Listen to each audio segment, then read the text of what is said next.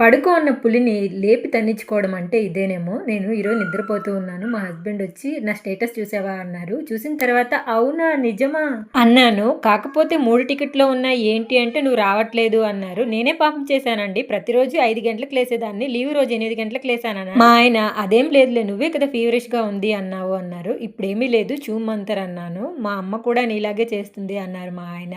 మీ అమ్మ మా అత్తైనా, మా అమ్మ మీ అత్తైనా, నీ పెళ్ళాం నేనైనా మాకు ఇల్లే ప్రపంచం. కాకపోతే నాకు 2 ఎక్స్‌ట్రా ఉన్నాయి. ఒకటి స్కూలు పిల్లలది, ఇంకొకటి ట్యూషను.